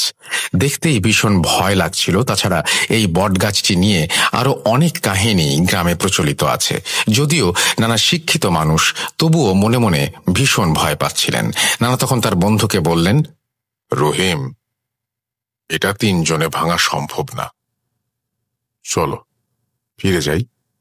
সাথে সাথে একটা শব্দ কানে আসে, ফিরে যাও। কিন্তু অন্য কেউ এই শব্দটা শুনতে পায়নি। নানা এবার ভীষণ ভয় পেতে শুরু করলো। কিন্তু তার বন্ধুরা নাছোড়বান্দা, তারা বললেন, তোর ভয় লাগলে তুই শুধু নিচের দিকে তাকিয়ে থাক, আমি উঠছি, তুই শুধু বালতি আর কাঁচিটা উপরে তুলে দিস। এই বলে রহিম উঠতে শুরু করলো। নানা আবারও শুনছিলেন কেউ ফিসফিস করে বলছে, ফিরে যাও, বিপদ। কিন্তু নানা এ কথা তাদের বলতেও পারছেন না। নানা ভাবছেন হয়তো রহিম মনে করবে আমি ভয়ে এসব বলছি, আর তাদের সহযোগী যে আগেই ভয় পেয়েছে সে যদি অজ্ঞান হয়ে যায়। এতক্ষণে নানার বন্ধু গাছের ওপরে মৌচাকের কাছে, তাদের সহযোগী গাছের মাঝামাঝি, দুজনের হাতে দুটো মশাল। মশালের ধোঁয়ায় মৌমাছিগুলো ভয়ঙ্কর শব্দ করে উঠছে, আর নানা গাছের নিচে টর্চ হাতে দাঁড়িয়ে আছে, সাথে একটি বালতি আর কাঁচি। যদিও টর্চ জ্বালানো নিষেধ, টর্চ জ্বালালে মৌমাছি কামড়ায়। এবার নানার বন্ধু রহিম বলল, রশিদ, বালতি আর কাঁচিটা ওপরে দে। ঠিক এমন সময় নানার কানের খুব কাছে কেউ বলে ওঠে, পালিয়ে যা রশিদ, পালিয়ে যা, চারপাশটা তাকিয়ে দেখ, পালিয়ে যা। এবার নানা বটগাছের দিকে লাইটের আলো ছোড়ে এবং দেখতে পায় যে বটগাছ থেকে লতাগুলো ঝুলছিল সেগুলো হাওয়ায় ভাসতে ভাসতে প্রায় চারিদিক থেকে ঘিরে ফেলেছে এবং আশেপাশের বাঁশগুলো প্রায় শুয়ে পড়েছে। এটা দেখে নানা ভীষণ জোরে চিৎকার দেয় এবং সাথে সাথে যে গাছের মাঝামাঝি ছিল তিনি সেখান থেকে লাফ দিয়ে নেমে পড়েন এবং তিনিও চিৎকার শুরু করেন। নানার বন্ধু রহিম কোনো ক্রমে নিচে নামতে থাকেন। তারা সবকিছু ফেলে সূরা তেলাওয়াত করতে করতে বেরিয়ে আসতে থাকেন। তারা যখন বের হচ্ছিলেন তখন মনে হচ্ছিল জঙ্গলে ঝড় উঠেছে, সবকিছু তছনছ করে দিচ্ছে। তারা যখন জঙ্গল ছেড়ে বেরিয়ে আসেন তখন পেছন থেকে শুনতে পান কেউ বলছে, বেঁচে গেলি। এই ছিল ঘটনা। ভুল ত্রুটি হলে ক্ষমা সুন্দর দৃষ্টিতে দেখবেন এবং আমি আরো ঘটনা সংগ্রহ করছি, হয়তো আগামীতে লিখব। কামরুল হাসান ফাহাদ, ফুলবাড়িয়া, ময়মনসিংহ। আপনাকে অনুরোধ করব আপনি আরো ঘটনা পাঠান এবং এই ঘটনার দৈর্ঘ্য যদি আরো বড় হয় তাহলে আমাদের সবার জন্য আরো বেশি ভালো। আমরা চলে যাব আমাদের পরবর্তী ঘটনায়, তবে তার আগে আমাদের ইমেল অ্যাড্রেসটা মনে করিয়ে দিই। russell.bhuth.com@gmail.com আমাদের ইমেল অ্যাড্রেস। এই অ্যাড্রেসে আপনি আপনার নাম, ঠিকানা এবং ফোন নাম্বার সহ আপনার জীবনে ঘটে যাওয়া বা আপনার জানা সেরা ঘটনা লিখে পাঠিয়ে দিন। ঘটনার শুরুতে অবশ্যই উল্লেখ করুন ঘটনাটি আপনি স্টুডিওতে এসে শেয়ার করতে চান নাকি আপনি চান আপনার ঘটনা আমরা পড়ে শোনাই। যারা দেশের বাইরে রয়েছেন তারা সরাসরি অডিও ক্লিপ পাঠাতে পারেন বা লিখেও পাঠাতে পারেন। আমরা চলে যাব আমাদের পরবর্তী ঘটনায়।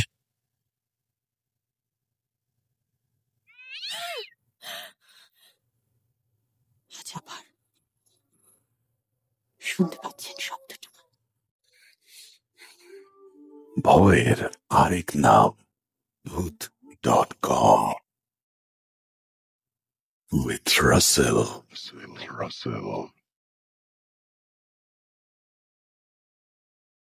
Entertainment is a must. শুনুন স্বাধীন পডকাস্ট।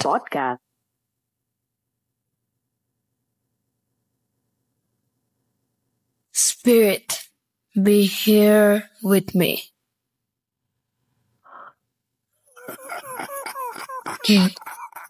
কে তুমি? Bhoot.com. The fear returns with Russell.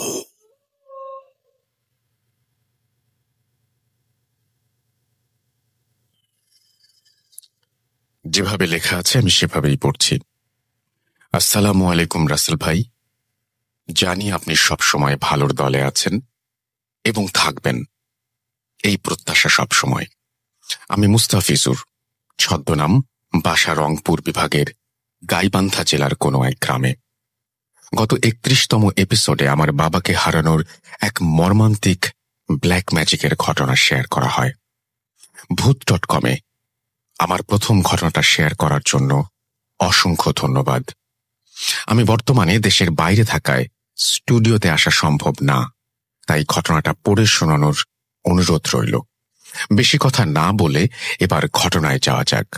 আজ যে ঘটনাটা শেয়ার করব সেটা মাছ ধরা নিয়ে একটি শরীর হিম করা ঘটনা।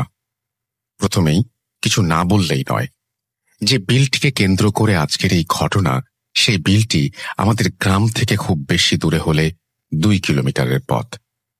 এই বিলটিকে নিয়ে অসংখ্য ঘটনা আমার জানা আছে, সময় পেলে লিখে পাঠাবো। এখন যে ঘটনাটা বলবো সেটা আমার সঙ্গে ঘটে যাওয়া আজ থেকে 4-5 বছর আগের ঘটনা। তখন আমি ক্লাস 10-এ পড়ি। সময়টি ছিল বর্ষাকাল। বর্ষাকালে গ্রামের খাল বিল সব পানিতে ভরপুর হয়ে যায়। যে বিলটিকে কেন্দ্র করে আজকের এই ঘটনা, সেই বিলটির নাম চান্দামারির বিল। বর্ষাকালে আমাদের গ্রামে মাছ ধরার অনেক ধুম পড়ে যায়। ছোট থেকে বড় সাইজের যে কোনো ধরনের মাছ ধরতেই কেউ দিনে বা কেউ রাতে সেখানে যায়। আমরা 4 জন ফ্রেন্ড ছিলাম। আমরা রাতে মাছ ধরতে অনেক বেশি পছন্দ করতাম এবং মাছও অনেক বেশি পাওয়া যেত। আমাদের গ্রামের ভাষায় যে যন্ত্রটি দিয়ে মাছ ধরতাম সেটিকে ক্যাটা বলা হয়, মানে যেটা দিয়ে মাছকে আঘাত করতাম। টর্চ লাইট আর ক্যাটা দিয়ে রাত্রিবেলা মাছ ধরার মজাটাই অন্যরকম। যাদের মাছ ধরার নেশা আছে শুধু তারাই বোঝে বিলটি ছিল অনেক বড়, প্রায় 4-5 কিলোমিটার ধরে একটা বিল। রাতের বেলা সেই বিলে অনেক লোকই যেত মাছ ধরার জন্য। যেই দিনের ঘটনা ঘটে যায় সেদিন ছিল অনেক বৃষ্টি। সেদিন সন্ধ্যা 7টার সময় বৃষ্টি একটু কম হয়, তো আমরা সবাই ভাবলাম যে আজকে একটু তাড়াতাড়ি যাব, কারণ সবাই আবার মাছ ধরতে নেমে পড়লে তেমন একটা মাছ পাওয়া যাবে না। তো যেই কথা সেই কাজ, সবাই সবার মাছ ধরার ক্যাটা, টর্চ লাইট এবং ব্যাগ নিয়ে চলে যাই বিলের উদ্দেশ্যে। তো যাবার পথে আবার হালকা একটু বৃষ্টি শুরু হয়, কিছুক্ষণ পর আবার থেমে যায়। এভাবে আসে যায়, আবার আসে যায়। এমন করতে করতে সবার শরীর প্রায় আধা ভেজা হয়ে যায়। আমাদের ভেতর হঠাৎ একজন বলে ওঠে, চলো আজ মাছ ধরা হবে না, এত বৃষ্টিতে কেমন করে মাছ ধরবো, বাসায় ফিরে যাই। তো আমি আবার বললাম, এতটা পথ যখন এসেই গেছি একটু অপেক্ষা করে দেখি না যদি বৃষ্টি থেমে যায়। সবাই বলল ঠিক আছে, দেখি কি হয়। আমরা তখন বিলের ভেতর পরিত্যক্ত একটা শেড বা ঘরের ছাউনির নিচে দাঁড়িয়েছিলাম। তারপর আস্তে আস্তে বৃষ্টি থেমে গেল, একেবারে নেই বললেই চলে। আমরা আবার রওনা দিলাম গন্তব্যস্থানে। যাবার পথে আমরা সবাই লক্ষ্য করলাম ঠিক বিলের মাঝে 3টা লাইট দেখা যায়। তো আমরা সেই লাইটের সোজা বরাবর হাঁটা দিলাম। ভাবলাম ওইদিকে কিছু লাইট দেখা যাচ্ছে, সবাই পাশাপাশি থাকলে ভালো হয়, কেননা বিলটা নিয়ে অনেক ভয়ঙ্কর ঘটনা ঘটে যায়, তাই আর কি। কিছুক্ষণ হাঁটার পর আমরা সেই বিলে গিয়ে উপস্থিত হলাম, কিন্তু যাবার পর দেখি লাইটগুলো নেই ওখানে। আমরা সবাই অবাক হয়ে তাকিয়ে থাকি, লাইটগুলো গেল কই? আমরা তো এখানেই দেখলাম, হঠাৎ লাইট 3টি অদৃশ্য হয়ে গেল কেমন করে? পরে বেশি কিছু চিন্তা না করে ভাবলাম হয়তো আমরা আসতে আসতে ওরা লাইট বন্ধ করে বাসায় চলে গেছে। বৃষ্টির কারণে বিলের ভেতর আমরা 4 জন ছাড়া আর কেউ ছিল না। কেউ না থাকায় পরিবেশটা কেমন নিস্তব্ধ হয়ে আছে। আশেপাশে কেউ নেই, কারো টর্চও দেখা যায় না। অনেক দূরে শুধু পাশাপাশি দুটো আলো দেখা যায়। তখন আমি ভাবলাম, সবাই মনে হয় আসা শুরু করেছে সবেমাত্র। তখন বৃষ্টি একেবারেই ছিল না। আমরা যার যার মতো মাছ ধরতে ব্যস্ত হয়ে পড়লাম। বেশি লোকজন না থাকায় মাছও অনেক বেশি পাচ্ছিলাম। কিছুক্ষণের ভেতর সবাই অনেক মাছ পেলাম। তারপর সবাই একসাথে হলাম। এবার আস্তে আস্তে বাড়ির দিকে হাঁটছি আর মাছ ধরছি। হঠাৎ সবাই দেখি যে একটা জমিতে অনেক মাছ, যা ধারণার বাইরে। সবাই অবাক, এত কম পানিতে অত মাছ কিভাবে সম্ভব? পরে ভাবলাম, বৃষ্টির কারণে হয়তো কম পানিতে সব মাছ উঠে পড়েছে। অত কিছু চিন্তা না করে সবাই সবার মতো মাছ ধরতে ব্যস্ত। কিছুক্ষণ পর আমি সামনে দেখি বিশাল একটা বড় মাগুর মাছ। কমপক্ষে মাছটার ওজন 6-7 কেজি হবে, যা অসম্ভব। অত কম পানিতে অত বড় মাছ আসার কথাই না। পরে আমরা আবার ভালো মতো দেখলাম, বৃষ্টির কারণে হয়তো কম পানিতে উঠে এসেছে। তারপর মাছটাকে ধরার জন্য আমি অনেকক্ষণ মাছটার পেছনে পেছনে ছুটি, কিন্তু কোনোভাবেই মাছটাকে আঘাত করার সুযোগ পাচ্ছিলাম না। বড় মাছের লোভ সামলাতে না পেরে আমি ছোট মাছ ধরা ছেড়ে দিয়ে চুপি চুপি মাছটার পেছনে পেছনে ছুটতে থাকি, কেননা ওরা সবাই দেখে ফেললে আমার আগে ধরে নেবে। আমি যতবারই মাছটাকে আঘাত করার জন্য মাছটার কাছে যাই, ঠিক ততবারই মাছটা অনেক দূরে চলে যায়। এমন করতে করতে প্রায় 15-20 মিনিট অতিক্রম হয়ে যায়। তারপরও মাছটাকে একবারও আঘাত করতে পারলাম না। একসময় আমি বিরক্ত হয়ে যাই। তখনও আমার একটুও মনে হয়নি যে এটা কোনো সাধারণ মাছ না, এটা অস্বাভাবিক কিছু। তারপর আমি সবাইকে ডাকতে বাধ্য হই। সবাইকে বলি, এই মাছটাকে আমি অনেক সময় ধরে মারার চেষ্টা করছি, কিন্তু আমি একা পারছি না। এত বড় মাছকে একা ধরা সম্ভব না। সবাই মাছটাকে ঘিরে সামনে যাবে এবং যে পাবে সেই মারবে। সবাই একমত হয়ে মাছটার চারপাশে ঘিরে দাঁড়াই। এমন কিছুক্ষণ সবাই চেষ্টা করার পর একজন হঠাৎ আঘাত করে বসে। আমরা সবাই দেখলাম যে মাছটার গায়ে লেগে গেছে ক্যাটাটা। ওরা সবাই বলল, জলদি আয়, এত বড় মাছ একা আটকাতে পারছি না। তখন আমরা সবাই দৌড়ে গেলাম ওদের কাছে। ও বলল, সবাই জলদি আয়, এত বড় মাছ আটকাতে পারছি না একা। তখন আমরা সবাই দৌড়ে গেলাম ওর কাছে। তখনও ক্যাটাটা পানির নিচে মাটির সাথে শরীরের সবটুকু শক্তি দিয়ে চেপে ধরে আছে। আমরা সবাই যাবার পর দেখলাম মাছটা ক্যাটার নিচে অনেক জোরে জোরে লাফাচ্ছে বা নাড়াচাড়া করছে। এবার আমি যখন মাছটা হাত দিয়ে ধরতে গেলাম, তখন দেখি মাছটা নেই। যখন আমি সবাইকে বললাম, কিরে মাছটা কই গেল, ক্যাটার নিচেই তো ছিল। সবাই অবাক হয়ে গেলাম। পরে সবাই একটা জিনিস লক্ষ্য করি, ওই জায়গাটা পুরো কাঁচা রক্ত দিয়ে লাল হয়ে গেছে, কিন্তু মাছটা গেল কোথায়? এত কম পানিতে মাছটাকে ভালোভাবে দেখা যাচ্ছিল। অত তাড়াতাড়ি মাছটা ওই জায়গা থেকে যদি এদিক যায় বা সেদিক যায়, তাহলে সবার চোখে পড়ার কথা, কেননা এত কম পানি ছিল যে মাছটার পিঠ একটু পানির ওপরে ছিল। এটা কিভাবে সম্ভব? আমরা সবাই হতভম্ব। এটা কি হলো? মাছটা গেল কোথায়? তখনও কেউ একবারের জন্য ভাবি নাই যে এটা অস্বাভাবিক কিছু। সবাই আবার মাছটাকে ওই জমিটার ভেতর তন্ন তন্ন করে খুঁজি, কিন্তু পাই না। তারপর আমরা আর একটা জিনিস লক্ষ্য করি, মাছের বাজারে গেলে যেমন কাঁচা মাছ মাছ একটা গন্ধ পাওয়া যায়, ঠিক তেমন একটা তীব্র গন্ধ, এবং সেই গন্ধে চারপাশটা ভরে গেছে। অনেকক্ষণ খোঁজার পর সবাইকে বলা শুরু করলাম, এটা কেমন ঘটনা হলো? আজকে মাছটা গেল কোথায়? আর এমন গন্ধ কিন্তু ভালো না। আমি আগেও অনেকবার শুনেছি এটা খারাপ লক্ষণ। তখন আমাদের মাঝে একজন বলে, এটা সত্যিই মাছ ছিল নাকি অন্য কিছু? আমি শুনেছি যে বড় মাছ খারাপ কিছু হতে পারে। তখন আমার মাথায় এই বিষয়টা নিয়ে ঘোরাঘুরি করতে থাকে। তারপর আমরা সবাই লক্ষ্য করি যে আমাদের ব্যাগের মাছ অনেক কম হয়ে গেছে, কিন্তু আমরা এই মাছটা ধরার আগে পর্যন্ত আমাদের ব্যাগে পর্যাপ্ত মাছ ছিল। সবাই ভেবে পাচ্ছিলাম না কি হচ্ছে আমাদের সাথে। ঘটনাটা এখানে শেষ হলে পারত, কিন্তু না, একটু পরেই শরীর হিম করা এক ঘটনা ঘটে যায়। তখন আবার অনেক জোরে বৃষ্টি শুরু হয়েছে।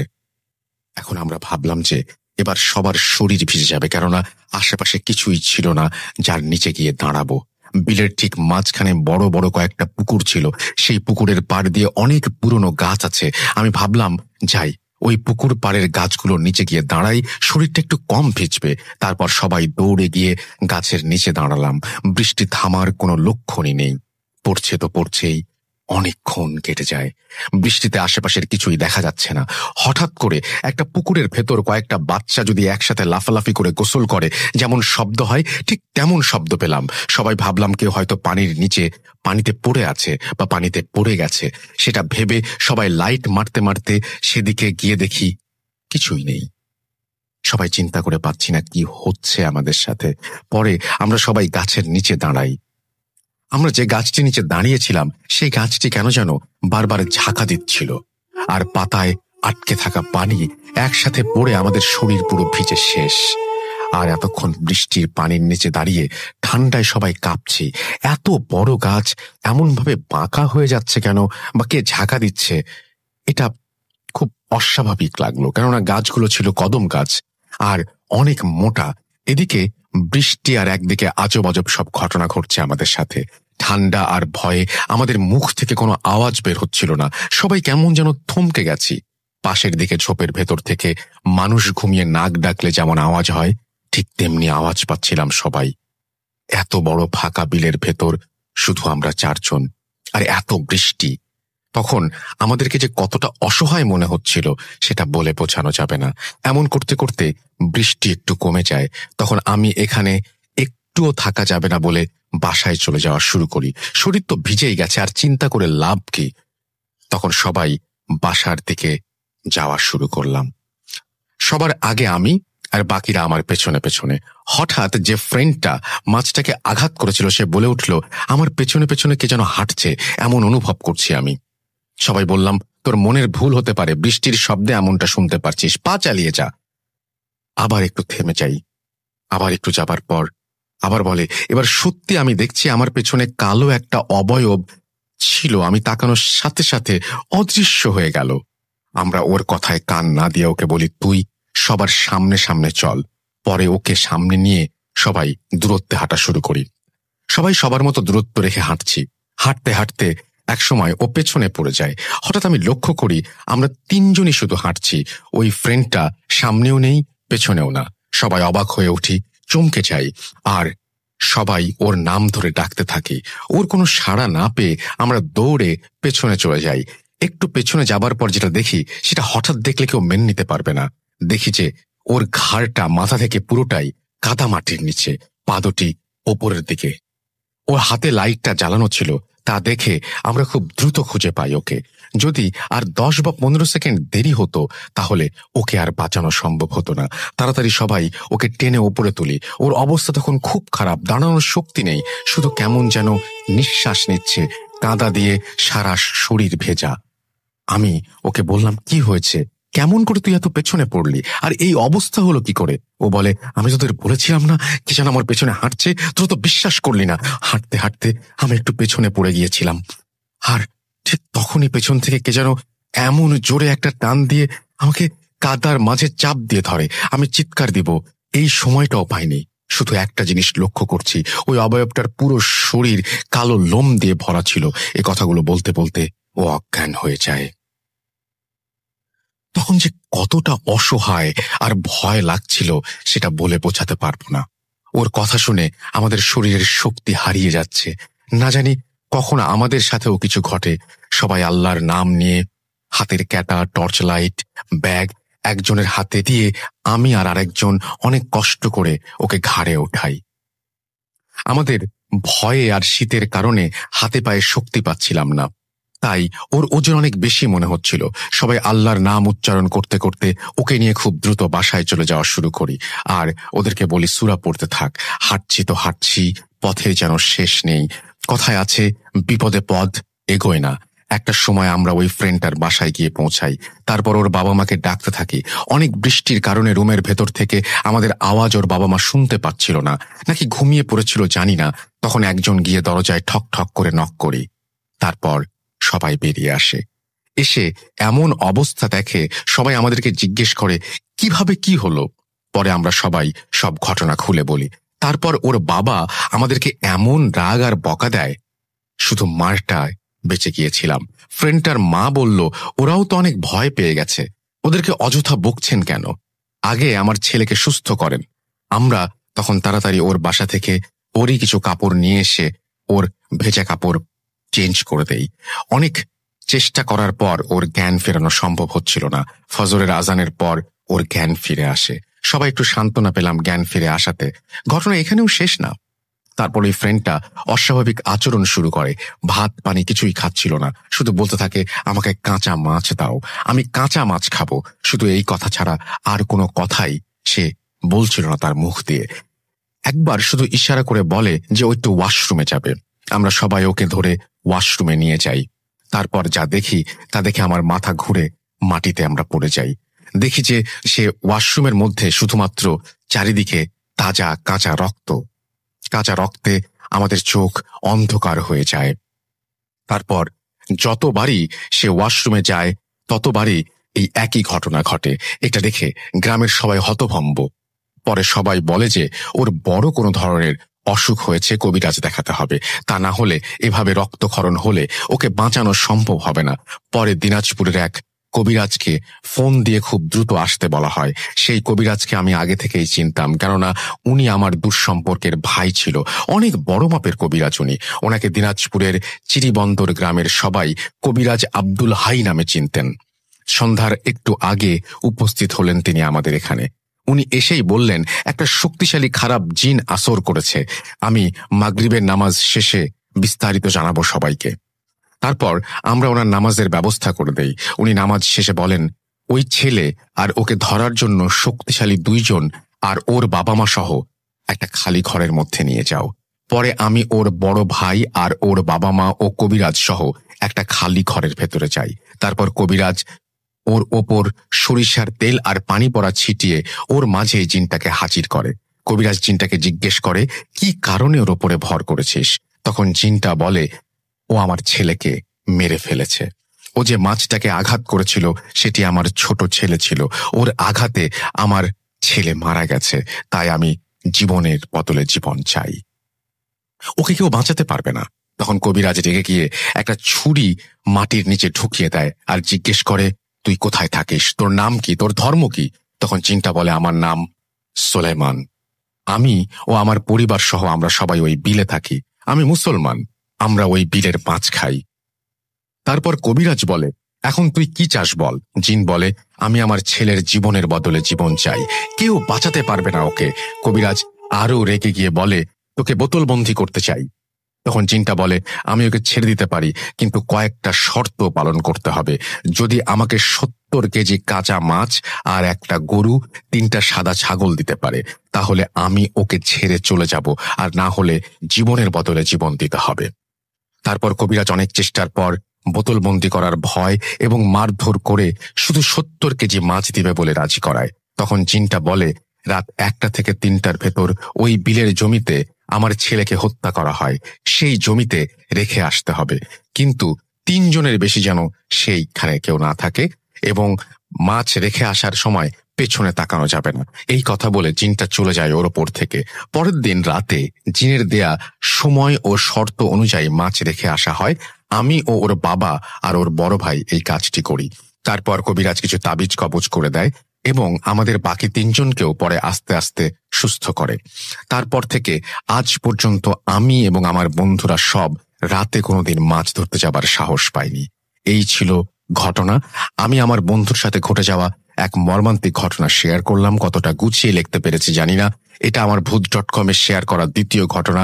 জানি না কতটা ভয়ের, তবে ঘটনাটা হয়তো শেয়ার না করলে সত্য একটা ঘটনা সবার কাছে না জানাই থেকে যেত শুধু। এখনো অনেকেই আছে যারা জিন বিশ্বাস করে না। তাদের জন্য আমি একটা কথাই বলতে চাই, আল্লাহ পাক প্রথমে জিন জাতি সৃষ্টি করেছেন এবং তারপর মানব জাতি, তাই জিনকে অবিশ্বাস করার কোনো প্রশ্ন ওঠে না।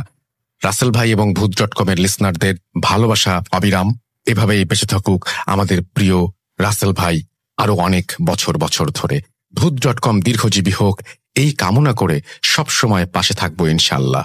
ঘটনাটি সিলেক্টেড হলে একটু জানাবেন। এই ছিল ঘটনা। এবং ঘটনাটি অনেক বড়। আমি জানি না আপনাদের কতটুকু ভালো লেগেছে, বাট এই ঘটনাটি খুব অদ্ভুত একটা ঘটনা।